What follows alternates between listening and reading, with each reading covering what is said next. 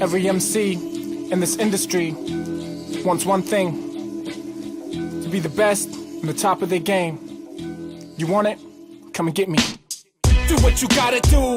Come and get me. I came from the struggle, I'm bringing my pain with me. Nothing you can say will ever lead me astray. Yo, I've been this way since back in the day. Yep, do what you gotta do. Come and get me. I came from the struggle, I'm bringing my pain with me. Nothing you can say will ever lead me astray. Yo, I've been this way since back in the day. You couldn't rock a joint with a mic and a pound of weed. Couldn't get a point across with a pen and a key of P. Couldn't get high as me with 2 tabs of LSD. Cool as a cucumber with 2 sticks of celery. Spit like watermelon pips from these jubilips. Hands more careless than CXL from the mics I rip. My rhyme pattern supreme, the baddest. It's fresh. Woo, my flow's the fattest, yeah. And I gotta do this for those who never had it but climbed the ladder only to watch other dreams shattered. They double my pain. I tripled my skills in hip hop, quadrupled my strength, quintupled my props, yo. I got it locked, yo. Album ready to drop, yo. And you can hit me with everything that you got, yo. But I will not fall or trip over obstacles. It's logical. I'ma run hip hop instead like prodigal. Do what you gotta do. Come and I came from the struggle, I'm bringing my pain with me. Nothing you can say will ever lead me astray. Yo, I've been this way since back in the day. Yep, do what you gotta do. I came from the struggle, I'm bringing my pain with me. Nothing you can say will ever lead me astray. Yo, I've been this way since back in the day. First 2, I stepped up and I made moves. I stayed true, and like flows, I paid dues and came through, slicing biters like Blade 2, cause they knew I came to take out fake crews and take you. We're here with Dan the Hangman. Dan, how are you doing tonight, buddy? Hey guys, yeah, I'm doing great. Cheers. So, man, it's great to speak to you, all the way from Vietnam. Yep, Ho Chi Minh City. Ho Chi Minh City. Wow. What I have to ask you, what is it that brought you there? What specific discipline was it that brought you there for training? Well, there was a coach I worked with a few years ago, Barry Robinson, A Million Styles Boxing. And when I worked with him, I just learned so much, and my knowledge pool grew so much. And I always intended to work with him, but nothing ever quite worked out. He was in Norway, and then he was moving around gyms, and then he finally got set up here, and he gave me a call, and he asked, what's it going to take you to get you out here? And I said, oh, man, plane ticket and some food. And he said, when can you leave? And I said, when can you book the ticket? And kind of jumped on the plane and flew straight out. That is beautiful. It's for me as a fan, I look at it and I see such dedication and commitment to get you literally on the other side of the planet, for me anyways, to train and to meet with one specific person, one specific discipline. How important is that to the success of the sport as it's evolved? Obviously, being everywhere you can be, training with the best has got to be the key.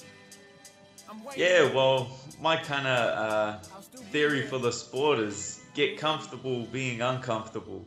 So if you're constantly uncomfortable, you're constantly on your toes, and you can enjoy that, and you can be comfortable in that situation, then you're always going to be improving. Back home, it's great training. Okay, I've got brilliant training partners, brilliant coaches. Everything's great. Just needed to get out of my comfort zone, get uncomfortable, and start making things happen. And you know what? That's, for a lot of people, that's the hardest thing to do, is to get out of their comfort zone. They like to be the best guy in the gym. Unfortunately, at the highest level, that doesn't get you anywhere but a butt whooping, basically. Let me ask you. Dan, growing up as a kid, obviously you were a real competitor, I would assume, and anything you did, you really had to win? Depends. I always played sports. I played rugby league and rugby growing up as a kid. So they're real physical sports, and I always enjoyed that physicality. But then when it came to fighting, you're just there by yourself. 100% risk, 100% reward, and I think that's what first drew me to the sport. Now, when you first were getting into it, for people that don't know, you're from New Zealand, And Yep. obviously, we've got huge talent coming out of New Zealand right now, over the last few years, actually. Yeah. Was there anything specific there? Like, you go to Dutch and you'll see a lot of the certain disciplines of kickboxing, of stand up, the Boss Rutan style, let's say. Was there anything that really influenced you, and what started you? What was your very first discipline you Um, worked at? I'd actually never heard of MMA, never heard of the UFC, and a friend was fighting MMA on an amateur show, so I went along. It was my first kind of taste of anything. I'd never been to a kickboxing show, never seen any combat sports really outside of the majors. And I went there, and he knocked this guy out in about 10 seconds. The Oh, crowd went nuts. I kind of got a taste of that rush, and I was like, I want some of that. I want to be part of that. So I got in contact with him and showed up at the gym Monday and kind of never left. and what was it like, your first experience in the gym? I mean, for me, I was a hockey player. I did some boxing, and when you step, it's kind of odd for me because at the time I was a pretty big guy, and I would get with the heavyweights, which actually was a blessing because I could see every punch coming. When I got into it with guys like you, I had a hard time because I was on defense all the time and nothing but leather coming at me. But it was really odd for me once, I would step inside that ring, everything changed. Everything just seemed to, time just slowed. The adrenaline I got was more addictive than really anything I've ever felt in my life. Yeah. You get to the bungee jumping and everything to try to fulfill that. Is that something that you felt, and really it's hard to go without? Yeah, well, I think fighting just kind of sparked a competitive nature. Well, my first experience at the gym, my first training, I got there. I had no background in anything. I rolled up to a MMA training. I learned a double leg and then sparred. Got dropped 4 times off a liver shot. Got up, dropped. Got up, dropped. Dropped 4 times by my coach. Kept getting back up, went home, and it lit that competitive fire. I was like, what the heck just happened to me? I hope that never happens again. Went back the next day and I wanted to just learn, learn, learn. That for me, that was the worst thing in the world. I'd take the shot upside the head all day long. Oh When yeah, you touch the liver, people don't realize what happens. Your body quits. You have no control. It just yeah, stops. It's the yeah, weirdest thing. It's got to be one of the most painful, panicky for that split second. Oh, you like just don't know. yeah, That was a a short. brutal. That was brutal way to welcome you to the gym, huh? Yeah, welcome to MMA. But you know what? They weeded out that guy that wasn't so tough, and the guy that showed up again the next day, it Yeah, was. yeah. Well, my coach said that many years later. He said, "Oh yeah, I remember your first day. You kept getting up, and I thought in my head, well, I'm gonna train this kid. He's got something." That's awesome. That you know what? I speak to a lot of fighters, and a lot of times they'll speak to maybe growing up and they've been bullied, and it led them towards martial arts, and the discipline in martial arts really changed their lives. Do you have anything that is comparable to that in your life? I'm just curious. Yeah, well, my story's a bit different. Yeah, a lot of guys get drawn into martial arts and then kind of evolve into a fighter. Mine was a bit backwards. I was first exposed to a fight. So I came to the gym with the intention of fighting. I didn't come with the intention of, well, I'm gonna get fit or I'm gonna learn some things. I got there and I want to be a fighter. Like I'm gonna do whatever it takes to get to that place. My first fight was a professional fight, so I kind of just got thrown in the deep end, and over time I developed into a martial artist and developed into picking up these individual skills and mastering everything individually. So my story is less of a martial artist who became a fighter, but more of a fighter who developed into a martial artist, and now I treat it as it's a science and it's a you know It The is. very small things, the technique, everything like that. See, that's the thing, what you just said. It's the small things. You have become a martial artist. You're well rounded in every aspect of the game. And that's what it takes nowadays. And, it wasn't very long ago we had John Jones, and that was the so called new breed. And I Yeah. think it's kind of evolved beyond John Jones at this point. And now we're seeing guys, they've never trained in one discipline. They started literally in MMA. Yeah, well, that's how I started. Yep. First class was a MMA class. Learned double legs, man. And Double legs and punching, like day one. and there is a big difference between wrestling and MMA wrestling, correct? Oh, for sure. The timing on it's so much different, and the fitness is there as well. You've got to mix in that boxing. Everyone that has tried to do two things, jiu-jitsu, wrestling, or boxing, knows that they all have different gas. Yeah. And so when you start switching between boxing and wrestling, you have to be able to switch between those two gas tanks, which is a whole nother science in itself. You know what? And for me, as I consider myself an educated fan, the most grueling part of the fight game is the clinch against the cage, the battle for Yeah. position, the battle for the underhook. And a lot of Oh, yeah. fans will sit there, they're booing. They don't realize you're just constantly, every muscle is tense. It's really hard to relax. Is that Yeah. part of the game that you found that you really had to work at for the cardio aspect of it? Yeah. Yeah. Well, I think those are my the places and the positions that I do thrive in is the grappling with strikes and the clinching with strikes. All those positions that I can kind of fuse together because I never had that individuality of wrestling or submissions. I mixed it from day one. I think I trained 2.5 years before I put a gi on one time, and first couple of sessions of jujitsu were jujitsu with strikes. So I Yep. learned pretty early and pretty quick. Well, you know the old saying, the black belt turns into a blue belt, into eventually a white belt when you get punched in the face. Yeah, Um, different game, different game. yes, it's kind of hard to concentrate on a submission when you got a guy on top ground and pounding you. But for me, when I watched a couple of the tapes on you today, and I haven't missed a televised fight of yours, Dan, just so you know, buddy. I'm a giant fan. I don't miss any combat, period. Um, Oh, nice. I was impressed with your ability to relax. I could see Yeah. that mental side click in. Did it take a long time? They talk about UFC jitters. You know Yeah. what that's like to walk down there in that insane atmosphere. Uh, Yeah. Fighting on big stage like that. What is that? What is that like?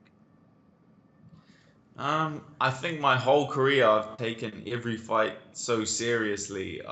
Every fight has been the biggest deal in my life and has been the biggest moment in my life, and I put so much effort into it.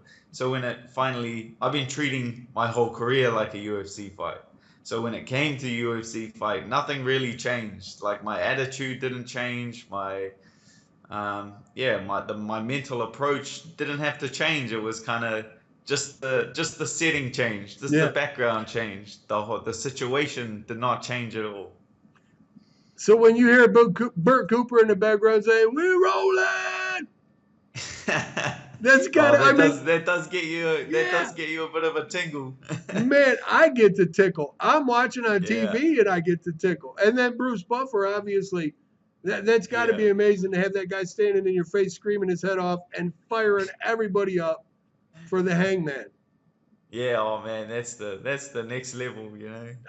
I can only imagine. I can only imagine. So Yeah. I'm curious now where you're at right now in your career, what you've got coming up, and where your goal is. Obviously, your goal is to be the champ. Your goal is to get up there as a 6 foot tall, 145er. You are Yeah. you're a pretty long man in that division. Yeah, Yeah, no, I am. So I think my next step will try to get matched on that Philippines card. Yes. Hangman for Manila, man. First time the UFC's going to Manila, so I'd love to be a part of that. Also, training in Asia, training in Vietnam.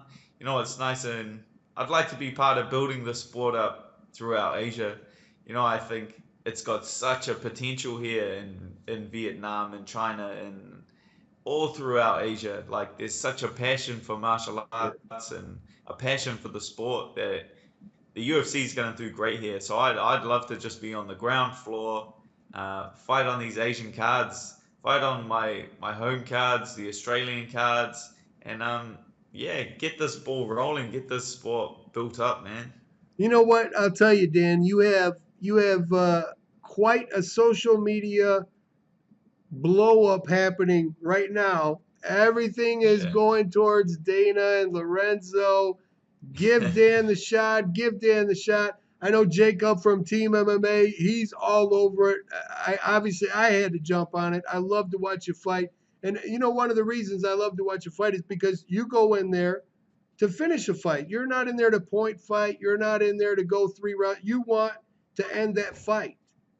And a lot of Yeah. times nowadays, there's so much on the line. A lot of guys kind of hold back when they get in that position. And I don't see that from you. Well, the way I look at it is I always want to fight the kind of fights that I want to watch. You know, I'm a huge gym fan as well, and I love just going out, seeing two guys try to pick each other apart and try to fight. You know, they're getting paid to put on a show. This is an entertainment business. Guys have to entertain. Yeah, was it? You know, people say, "Oh, fight safe, your job relies on it, this and that." Guys that go out there and try, like the guys that go out there, put on good fights, put on good shows. They get rewarded with more fights and contracts, and Yep. they continue to be a part of the UFC. So there's no real excuse there. Well, there's not. And for me, the first guy that pops in mind, and he's got to be one of the most talented guys. Now he's moving up to 170 from 155, Ben Henderson. And you know what, Ben? I've been watching him since early UFC days, and he just seems to not be able to finish that fight. And it's cost him. It's really cost him. And he's one of the elite. I mean, it's not a question of talent.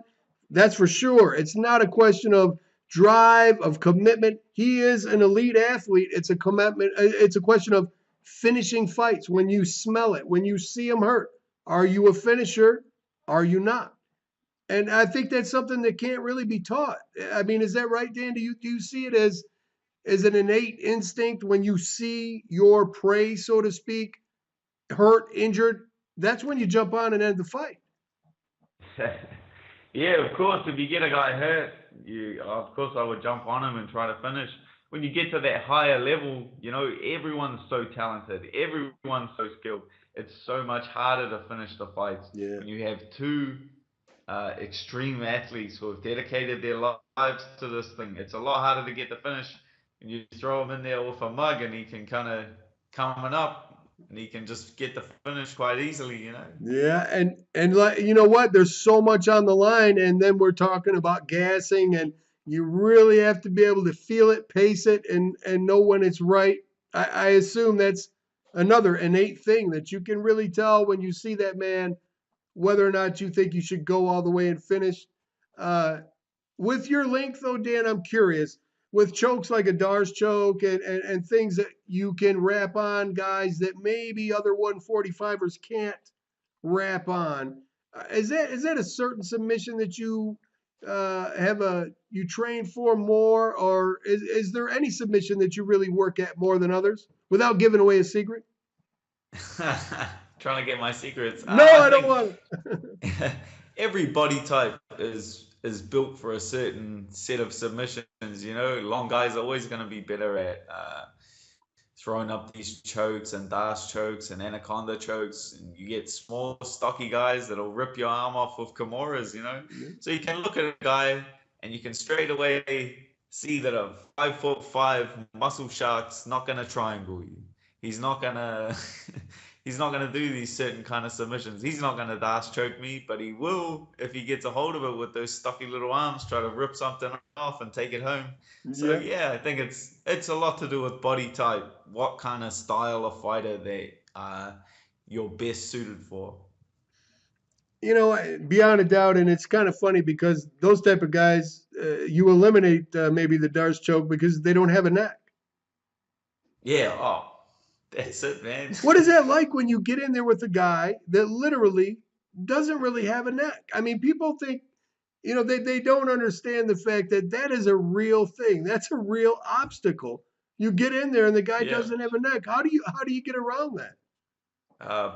Punch him in the chin. Yeah, I wouldn't even try. that's it. That's it. Yeah.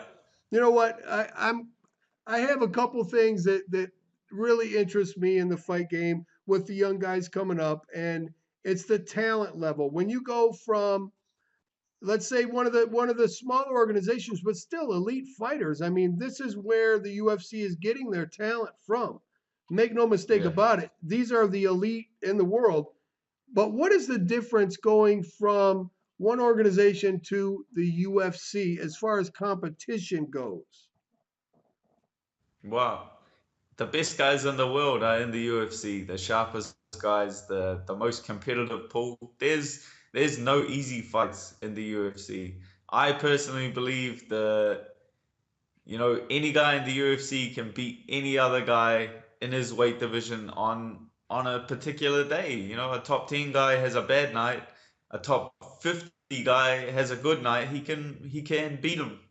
You know, the difference is so slight. It's such a fine line where you got to play all these things right, get the perfect storm, get a bunch of hype together, Yeah. string some wins together, which is the hardest thing to do. You know what? So yeah, Dan, you had a fight against Ian Entwistle. Excuse me for not pronouncing the last name right. Um, yeah, and man, I have to tell you, I watched that again. I loved it. I love to see your ability to throw those elbow strikes, the way that you were able to do that, and how clean and the power, short and the power. Was there something that you worked on to develop that skill? Or again, is that, like you said, that's the inside game that you love so much? You feel like you can kind of get a hand up on these guys. yeah. Well, I spent I think I found my opponent out 6 weeks out from the fight. So I spent 6 weeks in the gym defending heel hooks in that position for so long, and it was a question my whole camp. I was thinking, what on earth is he gonna do when I defend a heel hook and we're just sitting there? Like I was thinking he's gotta switch to something. He can't stay on that.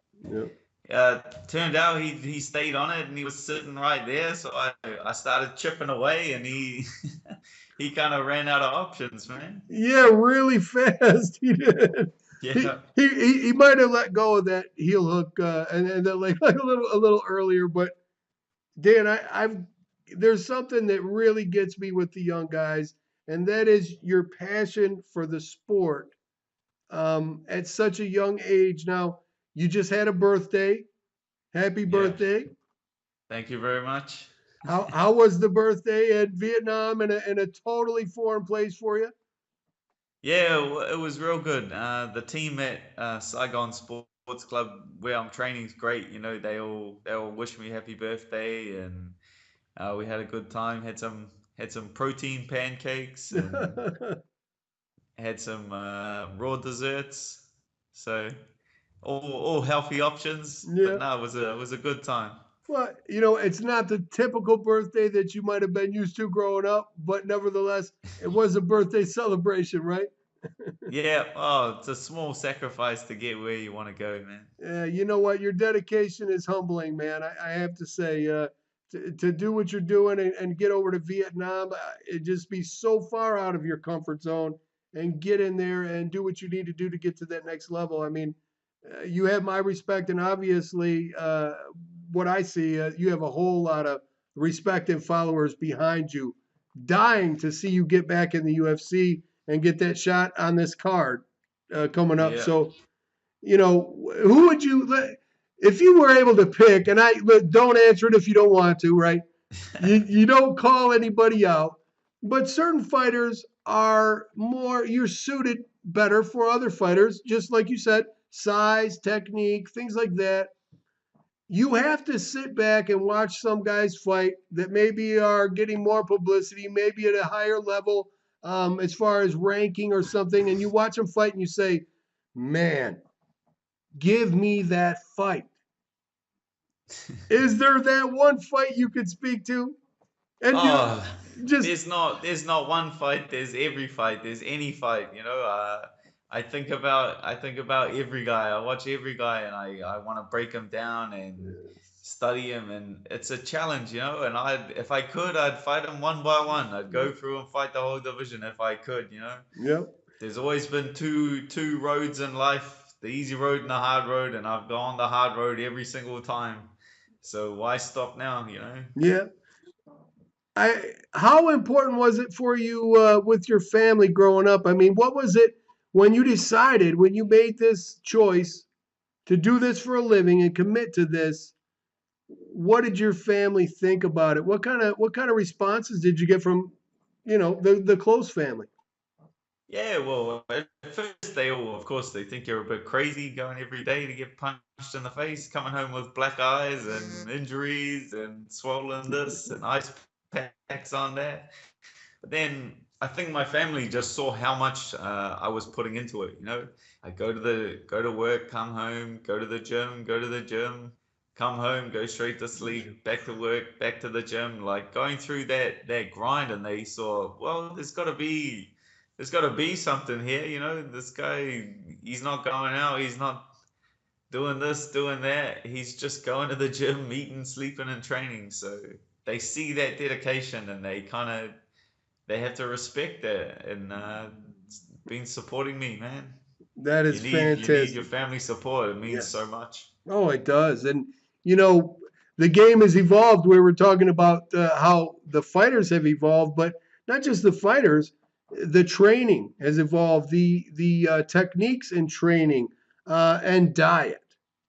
Yeah. So for me, when I look at a guy that's 6 foot tall plus, right, give or take, come on, Dan, and is fighting at 145, I wonder, I mean, and I know you're young, you got that great metabolism, you're not old like me, right?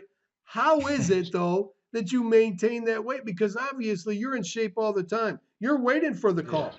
You're waiting for the call. Yeah. Oh, of course. It's a lifestyle. Get comfortable being uncomfortable.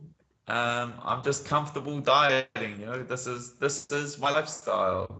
I don't eat the cheeseburgers. I don't eat the French fries. I eat for performance. These are the small sacrifices that I'm happy to make to be where I'm at. You know what? I remember Kenny Florian when he cut to 145. Poor guy. I mean, he was fighting in tough and he fought at what, 185? Yeah, And yeah, Diego Sanchez just ripped him apart with elbows. And then he ended up fighting at 145. And I remember him saying, besides that cut was the toughest, obviously, of his life, that he had to look at food as fuel, like yeah, putting fuel in your car. yeah. Now, are you able to enjoy food?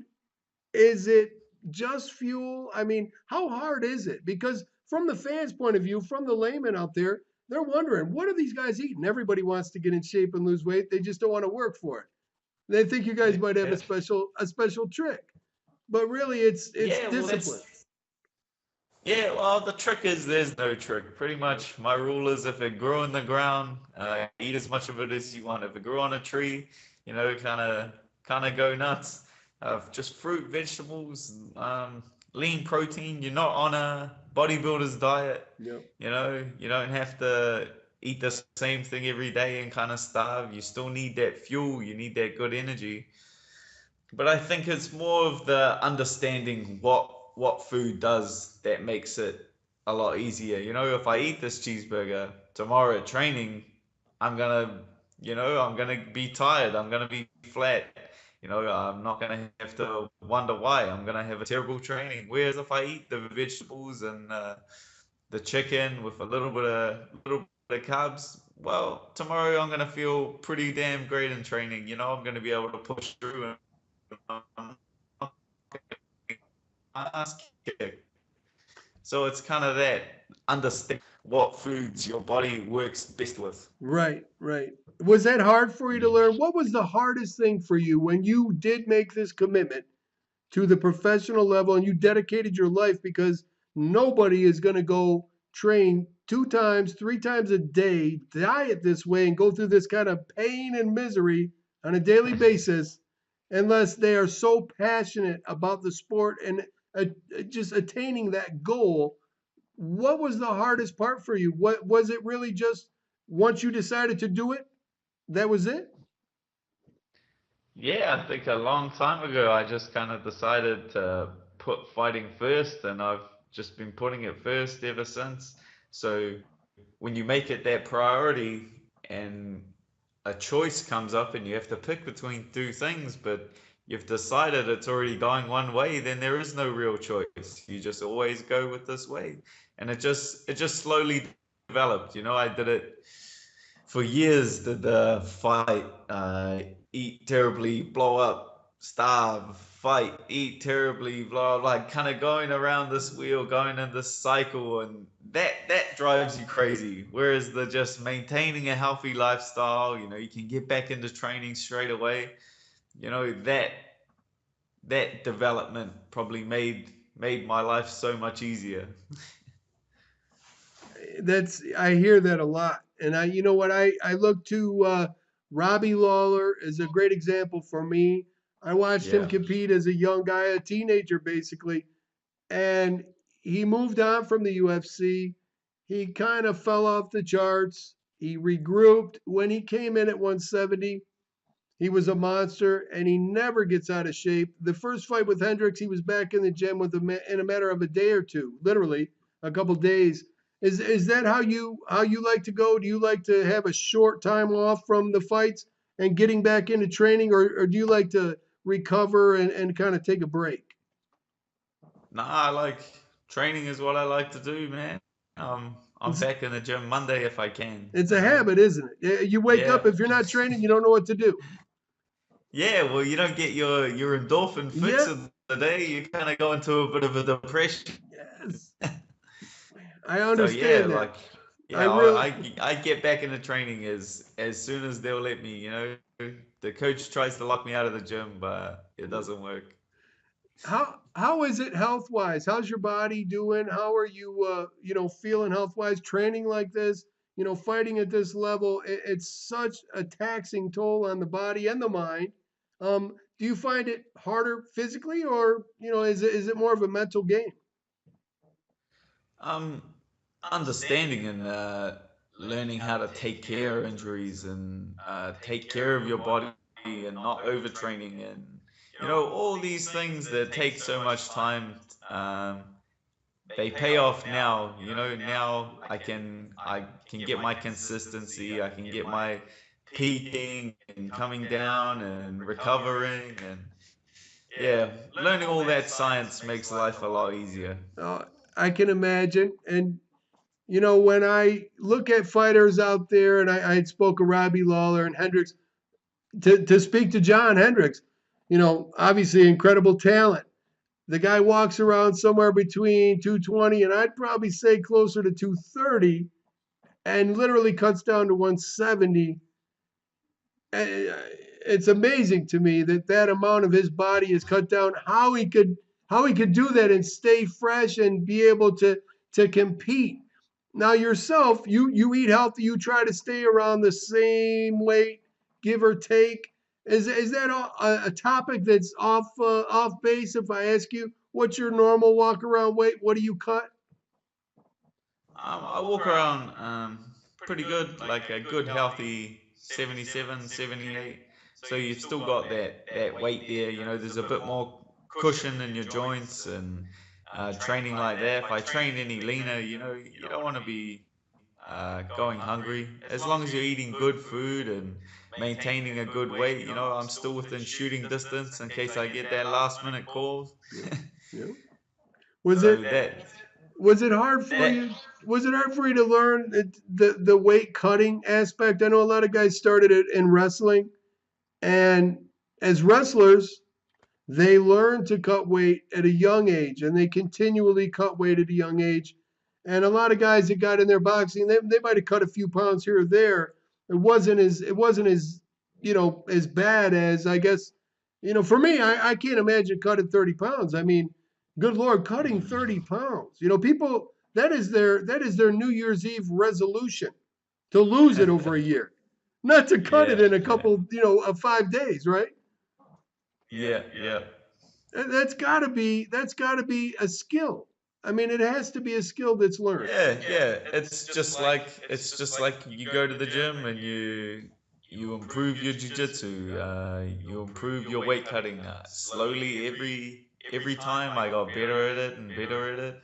I could cut more and I had bad cuts and no, don't get me wrong, I've stuffed up probably 90% of them. I've learned from my mistakes and I've changed things, and now that I'm in the bigger shows and the big time, I've got it down to a science, which is what you want, really.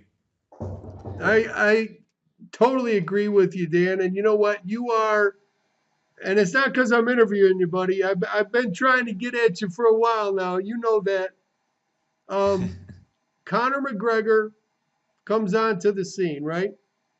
As a Yeah. fan, I love what he does. I love the fact that he's in there, and he's an elite fighter. He's top level. He's delivering. I really don't care about the predictions, because we both know what that is. But the fact that he's getting that title shot off of fighting Dennis Seaver, and it's nothing against Dennis. Listen, Dennis, he was a whirlwind. At one time, he was putting people out with spinning back kicks to the liver, right and left.